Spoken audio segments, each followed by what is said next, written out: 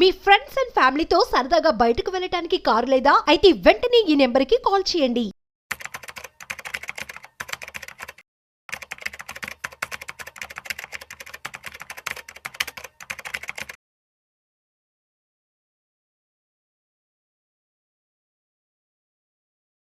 Welcome to Vishnu talks. నేను మీ విష్ణు. ప్రస్తుతం నాతో పాటు NISM అంటే CRISIL certified wealth manager Revanth Chalamala ఉన్నారు. వారితో మాట్లాడదాం. నమస్తే రేవంత్. నమస్తే అండి. రేవంత్, కాసేపు మ్యూచువల్ ఫండ్స్ గురించి మాట్లాడుకుందాం. ఈ మిడ్ అండ్ స్మాల్ క్యాప్ లో రీసెంట్ గా బాగా కరెక్షన్స్ జరిగాయి, బాగా తెలుస్తోంది. సో ఈ కరెక్షన్స్ అనేవి ఇంకా ఎంతవరకు కొనసాగే అవకాశం ఉందంటారు? ఎస్పెషల్లీ మ్యూచువల్ ఫండ్స్ లో ఒక ఫండ్ ని సెలెక్ట్ చేసుకునే ముందు తప్పనిసరిగా దానికి సంబంధించి ఎటువంటి హోంవర్క్ చేయాలంటారు, ఎటువంటి గ్రౌండ్ వర్క్ ఉండాలి అంటారు, ఎటువంటి పారామీటర్స్ ని తప్పనిసరిగా ఫాలో కావాలి అంటారు, అండ్ అదే టైంలో అడ్వైజర్ యొక్క సలహాలు సూచనలు ఏ విధంగా పాటించాలి అంటారు? Right question sir. సో బేసిక్గా ఎలాంటి రీసెర్చ్ చేయాలి అనగానే కొన్ని యూట్యూబ్ థంబ్ రూల్స్ ఉంటాయి.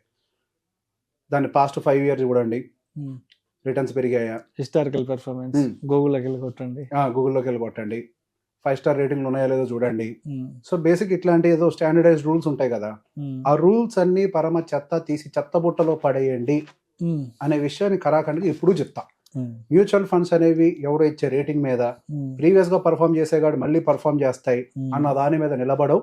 అవి ఎకానమీ మీద మాత్రమే పనిచేస్తాయి అని చెప్పి చాలా కరాఖండిగా ఎన్నోసార్లు చెప్పారు. సో ఎకానమీలో జరిగే మార్పులు చేర్పుల మీద వాటి మూవ్మెంట్ అనేది ఉంటుంది. ఎగ్జాక్ట్లీ వాటి మీద మాత్రమే ఉంటుంది. సో బేసిక్ గా మాట్లాడుతూ ఉంటారు, ఎక్కడ పెట్టినా కానీ రిటర్న్స్ వస్తాయి కదా అని. ఎక్కడ పెట్టినా రిటర్న్స్ వస్తాయి కానీ ఎంత రిటర్న్స్ వస్తాయి అనేది ఇక్కడ పెద్ద ప్రశ్న. సో బేసిక్ గా ఎంతో కొంత రిటర్న్ తీసుకోవాలా, మార్కెట్ ఇవ్వగలిగిన దాని మీద యావరేజ్ రిటర్న్ క్రాస్ చేసి తీసుకోవాలా. సో మనం ఎప్పుడు విన్నింగ్ అని డిక్లేర్ చేసుకుంటాం మ్యూచువల్ ఫండ్ లో? ఇండెక్స్ ని క్రాస్ చేస్తే. ఇండెక్స్ ని క్రాస్ చేయలేకపోతే మనం ఓడిపోయినట్టే కదా, అంతే కదా, equal to lost. So basic index ని బీట్ చేయాలి. ఒక ఫండ్ తోటి అవసరం లేదు, ఒక పోర్ట్ఫోలియో యావరేజ్ ఇండెక్స్ ని బీట్ చేసి రిటర్న్స్ చేస్తున్నాము అని అంటే we're winning in this game అని. అదే అక్కడ పెద్ద పారామీటర్, అది పెద్ద పారామీటర్. మరి దాంతో మాత్రమే కంపేర్ చేయాలి కానీ ఏదో ఒక ఫండ్ 2 ఫండ్స్ ఇట్లుండవు. సో ఎప్పుడైతే మన ఈ 5 star రేటింగ్లు, XYZలు వీళ్ళు ఎవరైతే సలహాలు ఇస్తున్నారో వాళ్ళకి ఓపెన్ ఒకటే మాట చెప్తున్నా. ఇప్పుడు ఆ 5 star రేటింగ్లు ప్రీవియస్ పర్ఫార్మెన్స్ చూసి చాలా మంది పోయిన సంవత్సరం quant small cap, quant mid cap లో పెట్టుబడులు పెట్టారు, మార్కెట్ ఇండెక్స్ ని బీట్ చేయలేదు. బాధ్యత నువ్వు తీసుకుంటావా? నువ్వు బాధ్యత తీసుకోగలుగుతావా? చెప్పావు కదా, అవి చూసి చేయమని చెప్పి. మరి ఇప్పుడు అండర్ పర్ఫార్మ్ చేసాయి కదా, విపరీతమైన రిటర్న్స్ లాస్ట్ 5 years అయితే అసలు అదేంటి ఆ క్వాంటిటీ అయితే. మరి పోయిన సంవత్సరం under performance, I will show you how. కొంతమంది అయితే ఫండ్ పేర్లే చెప్తూ ఉంటారు, కొంతమంది ఫండ్ పేర్లు 5-6 సంవత్సరాలకు ఆ ఫండ్ పేర్లే చెప్తూనే ఉంటారు. కొన్ని జనరేషన్స్ పాటు ఆ 2-3 చెప్పుకుంటూ పోతా ఉంటారు. అవి కూడా చూపిస్తాను నేను ఇప్పుడు. అవన్నీ కూడా లైవ్ లో ఐ విల్ షో ఏం జరుగుతుంది, వాటిని ఫాలో అవుతూ వెళ్తూ ఉంటే అని చెప్పి అవి లైవ్ లోనే మీకు చూపిస్తా. సో ఇప్పుడు ఫస్ట్ మనం ఏం చూస్తున్నాం, మిడ్ క్యాప్ సెగ్మెంట్ చూస్తున్నాం. మిడ్ క్యాప్ లో మనకి లాస్ట్ 5 year హిస్టరీ తోటి ఒక ఫండ్ సెలెక్ట్ చేయాలని పారామీటర్ కదా. ఆ లాస్ట్ 5 year హిస్టరీ ప్రకారం చూస్తే ఏముంది, మనకి ఆ క్వాంట్ మిడ్ క్యాప్ అనేది విపరీతమైన పర్ఫార్మెన్స్ 32 హైయెస్ట్ రిటర్న్ అనేది డెలివర్ చేయడం అనేది గమనిస్తున్నాం. అదే మనకి లాస్ట్ 1 year లో చూస్తే ఇండస్ట్రీ యావరేజ్ ఎంత ఉంది మనకి. లాస్ట్ 1 year మిడ్ క్యాప్ సెగ్మెంట్కి వచ్చేసరికి ఇండస్ట్రీ యావరేజ్ డెలివరీ 21% గా ఉంటే, అదే మనకి mid cap last 1 year quant mid cap వచ్చేసరికి 12.64% వచ్చింది. ఎంత డ్రాప్ అది? ఈ డ్రాప్ని ఎవరు పూడుస్తారు? అండ్ లాస్ట్ 6 months లో 14.5% పడ్డది. ఎంత డ్రాప్ అది? దాన్ని ఎవరు తీసుకుంటారు? ఓకే, 23 నుంచి 24లో చేసిన వాళ్ళకి అది జరిగింది. ఇప్పుడు 24లో మోతిలాల్ మిడ్ క్యాప్ కదా, మోతిలాల్ మిడ్ క్యాపే కదా నెక్స్ట్ అంతా మనకు ఉంది ఇప్పుడు నడిచిందంతా కూడా. ఆ మోతిలాల్ మిడ్ క్యాప్ విషయంలో ఏం జరిగింది? ఎస్, హైయెస్ట్ పర్ఫార్మర్ అదే అయినప్పటికీ లాస్ట్ 1 month డేటా ఏం చేసింది? వర్స్ట్ పర్ఫార్మెన్స్ లిస్ట్ లో నిల్చోబెట్టింది. మరి దీన్ని ఎవరు సమాధానం చెప్తారు? సో ఎప్పుడైనా ఒక మ్యూచువల్ ఫండ్ సెలెక్ట్ చేసేటప్పుడు వాళ్ళు ఇంటర్నల్ వెయిటేజ్ అంతా మెయింటైన్ చేస్తున్నారు.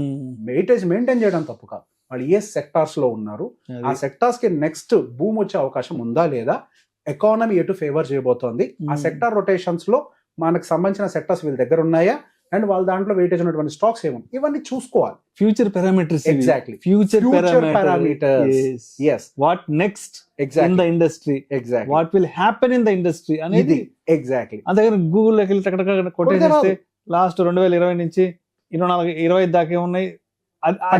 ఎందుకు నేను మీకు లైవ్ లో ఇక్కడ చూపించాను కదా, in live I have shown that 12.64% అనేది లాస్ట్ 1 year ఉంది. మరి last 1 year return of Motilal quant mid cap 1 year average of mid cap segment ఎంతో చూపించాం ఇందాక కూడా, దాదాపు 21.7%, ఆల్మోస్ట్ 9% డౌన్ లో ఉంది. ఇప్పుడు మీరు ఈ స్మాల్ క్యాప్ గురించి చెప్తున్నారు కదా, నేను కొన్ని సంవత్సరాల నుంచి ఈ యాక్సిస్ స్మాల్, ఎస్బీఐ స్మాల్ 5-6 ఏళ్ళ నుంచి ఉంటున్నాను. అసలు ఈ వాటి పరిస్థితి ఏంటి అసలు? కరెక్ట్ క్వశ్చన్ అడిగారు సార్. ఇప్పుడు అది కూడా ఒకసారి మన వాళ్ళందరికీ మీ కోరిక మేరకు నా కోరిక మేరకు నేనైతే ఆల్మోస్ట్ 2020 నుంచి ఉంటున్నాను వాటి పరిస్థితి. సో బేసిక్ గా దానికి సంబంధించి కూడా వాటి యొక్క రిటర్న్స్ ఎలా ఉన్నాయి, సో బేసిక్ గా అవన్నీ స్టేబుల్ గా పర్ఫామ్ చేసేయాలి. రీసెంట్ గా నా దగ్గరకు వచ్చిన కొంతమంది క్లయింట్స్ ని అడిగినప్పుడు, సార్ మీరు ఎందులో పెట్టారు అని అంటే సేమ్ మీరు చెప్పిన ఫండ్స్ పేర్లే చెప్పారు. సార్ ఓకే, అదేంటంటే మీరు అట్లా పెట్టారు, మరి అవన్నీ అండర్ పర్ఫార్మెన్స్ కదా అని అంటే, అవును సార్ నాకు పెట్టిన తర్వాత తెలిసిందని చెప్పేసి అన్నారు. ఇప్పుడు ఎస్బీఐ స్మాల్ క్యాప్ వచ్చేసరికి 21.7% ఇచ్చింది రిటర్న్, ఏది మనకి లాస్ట్ 5 year యావరేజ్ లో. అదేవిధంగా యాక్సిస్ వచ్చేసరికి 27% వచ్చింది. అంటే ఆల్మోస్ట్ లీస్ట్ లో ఉన్నటువంటి 5 వాటిల్లో ఈ 2 ఉన్నాయి.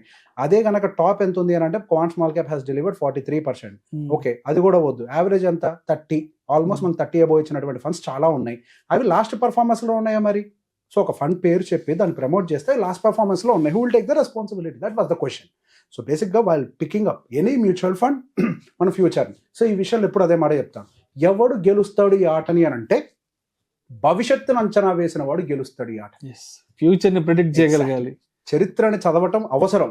ఆ చదువుతోటి మనం నేర్చుకున్నటువంటి అంశాలను దృష్టిలో పెట్టుకొని భవిష్యత్తులో ఏం జరగబోతుంది, ఎస్, అప్పుడే మనం రియల్ మనీ అనేది గెయిన్ చేయగలుగుతాం. ఎంతో కొంత వస్తుంది కానీ అంటే ఎంతో కొంత సంపాదించడానికి ఇక్కడికి వచ్చింది. నువ్వు మొండి మాట మాట్లాడటానికి, మొండిగా వాదించడం కోసం నీ వాదన పనికొస్తుంది. కానీ నిజంగా చెప్పు, నీకు మనసులో ఎంత ఉంటుంది? టాప్ పర్ఫార్మెన్స్ అన్నింటినీ మిస్ అయిపోయానని చెప్పేసి మరి ముందు ఏం చేసావు? ముందు ఎందుకు రీసెర్చ్ చేయలేదు? నేను ఎప్పుడు చెప్పే మాట అదే, చదువుకోండిరా అని చెప్పేసి చెప్తున్నాను అంతే, అంతకుమించి ఏం చెప్పట్లేదు. ఎవరిని అడిగినా కానీ ఇప్పుడు అంత ఈజీగా చెప్తారంటే వాట్సాప్ మెసేజ్లో పొద్దున్న సాయిబాబా ఫోటో పెట్టి కింద ఏదో వాట్సాప్ మెసేజ్ ఫార్వర్డ్ చేస్తారు, అందులో కొటేషన్ రాసి పంపిస్తారు. ఆ కొటేషన్ ఫార్వర్డ్ చేసినంత ఈజీగా వాడిని పాటించడం, అది పాటించిన వాడు మహానుభావుడు అవుతాడు. అదే విధంగా ఈ మ్యూచువల్ ఫండ్స్ లో యూట్యూబ్ మాటలు చాలా చెప్తూ ఉంటారు, 5 స్టార్ అది ఇది అంత వస్తాయి ఇంత వస్తాయి అని చెప్పేసి. సో బేసిక్ గా చదివితే లాంగ్ టర్మ్ లో ఉంటే అన్ని వస్తాయని చెప్పేసి అంటూ ఉంటారు. నిజంగా పాటించే వాళ్ళు ఎంతమంది? నిజంగా దాన్ని అర్థం చేసుకొని దాన్ని రీబ్యాలెన్స్ చేసే వాళ్ళు ఎంతమంది? నిజంగా రీబ్యాలెన్స్ చేయడానికి పారామీటర్స్ చెప్పేవాళ్ళు ఎంతమంది? పారామీటర్ ఉండాలి కదా రీబ్యాలెన్స్ చేయడానికి. సో రీబ్యాలెన్స్ చేయాలని చెప్తున్నారు, ఎంతమంది రీబ్యాలెన్స్ చేయడానికి చెప్తున్నారు? నేను అదే ఒకటే మాట చెప్తున్నా. సో బేసిక్గా ఎవరైతే మీకు చెప్పేవాళ్ళు ఉన్నారో స్ట్రైట్ క్వశ్చన్, వాళ్ళకి రెవెన్యూ వచ్చేది మీరు వీడియోస్ చూస్తే, కానీ నాకు రెవెన్యూ వచ్చేది వెల్త్ని మేనేజ్ చేస్తే. వాళ్ళదా అనుభవం, నాదా అనుభవం. వాళ్ళు కాదు జనాలతో మాట్లాడేది, నేను రియల్ పబ్లిక్ తో మాట్లాడేది. వాళ్ళు కాదు జనాల సమస్యలు తెలుసుకునేది, నేను నిజమైన జనాల సమస్యలను తెలుసుకునేది. సమస్యకు అనుకూలంగా, వాళ్ళకు ఉన్నటువంటి టార్గెట్స్కి అనుకూలంగా, ఆర్థిక పరిస్థితులకు అనుకూలంగా ఎటువంటి ఫండ్ సూట్ అవుతుంది, ఎక్కడ పెట్టాలి, ఎలా పెట్టాలి, ఎటు మార్చాలి, ఎవరిది రియల్ ఎక్స్పీరియన్స్. మీరేం చేస్తున్నారు, ఎవరికైతే ఫాలోవర్స్ ఉన్నారో వాళ్ళు చెప్పేది నిజమని అనుకుంటున్నారు. మన దేశం ఎట్లాంటిది అని అంటే, దేశం అనేది కాదు ప్రజలు ఎట్లాంటి వాళ్ళు అని అంటే, దొంగ మాటలు చెప్పే బాబాకేమో దండేసి దండం పెడతారు, భూమి గుండ్రంగా ఉంటుంది అని చెప్పినటువంటి సైంటిస్ట్ ఏమో రాళ్లతో కొట్టి చంపేస్తారు. విద్యకేమో అవమానం, అజ్ఞానానికేమో సన్మానం. సో బేసిక్ ఇట్లాంటి వాళ్ళ మధ్యలో మనం బతుకుతున్నాం. నేను ఇక్కడ ఇంత టాపిక్ లో కూడా ఒకటే మాట చెప్పేది ఏంటి అని అంటే, గుర్తు పెట్టుకోండి, యూట్యూబ్ లో దొరికేదంతా కూడా చరిత్రను దృష్టిలో పెట్టుకొని కనుక మీరు ఇన్వెస్ట్మెంట్ పెడితే మీకు భవిష్యత్తు ఉండదు. మీరు పెట్టుబడి పెట్టేది భవిష్యత్తు కోసం అయినప్పుడు ఆ పెట్టుబడి అనేది భవిష్యత్తును ఉద్దేశించి, భవిష్యత్తులో ఏ సెగ్మెంట్స్ పెరగబోతున్నాయో చూసుకొని వాటిలో పెట్టుబడులు పెట్టాలి. ఈ మ్యూచువల్ ఫండ్ ఇండస్ట్రీ అనేది చాలా ఎవాల్వ్ అయింది. 36 కేటగిరీలు వచ్చాయి, థిమాటిక్ ఉన్నాయి, సెక్టోరియల్ ఉన్నాయి. మీరు అన్ని రకాలుగా మీకు నచ్చిన దాన్ని బాగా స్క్రూటినీ చేసి, జూమ్ చేసి, ఆ పర్టికులర్ దాంట్లో పెట్టుబడి పెట్టే వెసులుబాటు ఈ మార్కెట్ మీకు కల్పించింది. మీరు ఎఫ్ఎంసీజీలో పెడతారా, కన్సంప్షన్లో పెడతారా, ఆటోలో పెడతారా, ఫార్మాలో పెడతారా, ఐటీలో పెడతారా, ఎందులో పెడతారో చెప్పండి, అందులో పెట్టే అవకాశం వెసులుబాటుని కల్పించింది. ప్రతి నెల మనకి ఫండ్ ఫ్యాక్ట్ షీట్ అని చెప్పేసి ప్రతి ఒక్క ఫండ్ మనకి ఫ్యాక్ట్ షీట్ని పంపిస్తూ ఉంటుంది. ఆ ఫ్యాక్ట్ షీట్లో మేము ఏ స్టాక్లో ఉన్నాం, ఏ స్టాక్ నుంచి బయటకు వచ్చాం, ఏ స్టాక్లో పెట్టుబడులు పెడుతున్నాం, ఏ సెక్టార్లోకి మూవ్ అవుతున్నాం, ప్రతి ఒక్క వివరణ అనేది అందులో మనకు కనిపిస్తూనే ఉంటుంది. ఆ వివరణలోకి వెళ్ళి చూసి మీకు నచ్చితే పెట్టుబడి పెట్టాలి. కానీ ఏదో ప్రీవియస్ హిస్టరీని చూసి కనుక పెట్టుబడి పెట్టినట్లయితే అవి ప్రీవియస్ గా పెరిగెట్టాయి, కానీ ఫ్యూచర్ లో పరిగెడతాయనే విషయం ఎవరు చెప్పలేరు. చాలా మంది చాలా ఈజీగా మీరు జస్ట్ ల్యాప్టాప్ ఓపెన్ చేసి గూగుల్ ఓపెన్ చేసి గూగుల్ చూసుకుని చెప్తుంటారు. అది ఎంతవరకు కరెక్ట్ అంటారు? దాన్ని పారామీటర్ గా తీసుకోవడం. నేను అదే చెప్తున్నానండి, గూగులే మొత్తం చెప్పేది అయితే గనక ఎందుకు ఈ చదువులు ఎందుకు, ఈ ఎడ్యుకేషన్ ఎందుకు, జనాలకి బాధలు ఎందుకు, ఈ బాధలు ఎందుకు, ఈ కష్టాలు ఎందుకు, ఈ తిండి లేని బాధలు ఎందుకు, ఈ కన్నీళ్ళు ఎందుకు? పోనీ నేను ఇప్పుడు ఎవిడెంట్ గా ప్రూవ్ చేస్తున్నా. సో కాల్డ్ ఆ టాప్ ఫండ్ 2023లో ఉన్న టాప్ ఫండ్ లాస్ట్ 1 year లో అండర్ పర్ఫార్మర్ గా ఉంది. 2024లో ఉన్న టాప్ ఫండ్ మనకి లాస్ట్ 1 year లో అంటే ఈ మొన్న 1 month నుంచి అండర్ పర్ఫార్మర్ గా ఉంది. నేను ప్రతిసారి పూజ చేస్తా. అంతకంటే ముందు ఉన్నటువంటి SBI small cap, axis small cap ఇప్పుడు వర్స్ట్ పర్ఫార్మెన్స్ లిస్ట్ లో ఉంది. ఇదే నిజం. గూగుల్ ఏం చెప్తుంది? ఇంతకు ముందు ఏది బాగుందో చెప్తుంది, అది భవిష్యత్తును చెప్పదు. భవిష్యత్తుని చూంచుకోవాల్సిన అవసరం మనది. అంటే ఏ సెగ్మెంట్ బాగుంటుంది చదువుకోండి, చదువుకోవడం రాకపోతే చదువుకున్న దగ్గరికి పోండి. ఎవరినో చూసి కాపీ కొట్టి వీడియో చేస్తే దాని మీద ఇంత డబ్బులు వస్తాయి, నేను తప్పనట్లే, అది వాళ్ళ ప్రొఫెషన్. కానీ మీరు దాని ఒక పర్సనల్ అడ్వైజ్ లాగా తీసుకోండి, దాన్ని గుడ్డిగా నమ్మితే మాత్రం అదే చెప్తున్నా, ఎవరిది అనుభవం నిజంగా చేసేవాడిదా, దాని మీద కంటెంట్ చేసి డబ్బులు సంపాదించేవాడిదా? వాళ్ళు అదే చేస్తారు. వాళ్ళకి ఇట్లా చేసుకోండి అని చెప్పడానికి వాళ్ళు ఇష్టపడతారు. DIY అనే ఒక కాన్సెప్ట్ని పెట్టి వీడియో చేస్తేనే మీరు చూస్తారు. కానీ తీరా వీడియో చేసి బాబు మీరు అడ్వైజర్ దగ్గరికి వెళ్ళండి, అడ్వైజర్తో కూర్చొని చేయించుకోండి అంటే వాళ్ళు మీ వీడియో చూస్తారా? చూడరు కదా. వాళ్ళు చేసేది వ్యాపారం, వాడి వ్యాపారానికి డబ్బులు ఎట్లా వస్తాయి అట్లా చేస్తున్నాడు అంతే. సో మనం అర్థం చేసుకోవాలి ఈ పాయింట్ని. ఇది అర్థం చేసుకోకుండా పెట్టుబడులు పెడితే నన్ను నమ్మండి, ఒక్కసారి గనక మనకి mid and small cap segment కనుక పడిపోవడం మొదలు పెడితే దాంట్లో వచ్చేటువంటి నష్టాలను తట్టుకునే, అంటే లాంగ్ టర్మ్ లో ఉంటే డబ్బులు వస్తాయి కానీ నిలబడే శక్తి అంతమంది దగ్గర ఉంది. మనకి ఆ క్వాంటమ్ మిడ్ క్యాప్ పోయిన సంవత్సరం పడేటప్పుడు ఒక డెడికేటెడ్ వీడియో చేశా. ఫోన్లు చేసి క్వాంటమ్ మిడ్ క్యాప్ లో ఉండాలా, ఎగ్జిట్ అవ్వాలని చాలా మంది అడుగుతున్నారు అని చెప్పేసి. సో నిజంగా మీకు ధైర్యం ఉండుంటే ఎందుకు భయపడ్డారు? ఆ ధైర్యాన్ని కోల్పోతాం. మార్కెట్స్ అనేవి, డబ్బు అనేది ఎమోషన్తో నడపబడి ఉంటుంది. ఇదే సృష్టి తయారు చేసింది. ఆ ఎమోషన్స్ మీరు కంట్రోల్ చేయలేరు. యూట్యూబ్లో చెప్పే కదా, ఒక సాయిబాబా మెసేజ్ అలాగా ఫార్వర్డ్ చేసినది ఈజీ కాదు, పాటించటం చాలా కష్టం, దాన్ని హ్యాండిల్ చేయటం. ఎప్పుడైనా సరే మన వెల్త్ అనేది ఎమోషన్స్ వల్ల కంట్రోల్ కాబడుతుంది. కాబట్టి మనం పెట్టేటప్పుడు పర్టికులర్గా సూటబిలిటీ ఆఫ్ ద ప్రోడక్ట్, ఇది 100 సార్లు చెప్పుకుంటా, ఇది మీకు సూట్ అవుద్దా, మీకు ఎంత టైం ఉంది మార్కెట్లో ఉండటానికి. సో మీ పెట్టేటువంటి ఆ ప్రోడక్ట్ నెక్స్ట్ ఆ టైం ఫ్రేమ్ కి సూట్ అవుతుందా లేదా చెక్ చేయాలి.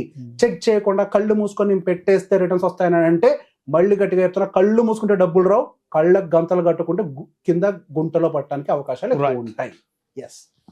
సో మొత్తానికి ఏదైనా సరే ఆ ఇండస్ట్రీకి సంబంధించి ఫ్యూచర్ స్కోప్ ఏంటి, ఫ్యూచర్ని అంచనా వేసి దాని ప్రకారం తీసుకోవాలి. కానీ 4-5 సంవత్సరాల క్రితం ఏం జరిగిందని గూగుల్లోకి టైప్ చేసి కొడితే మాత్రం రాదు, జీవితాలు తలకిందులు అవుతాయి.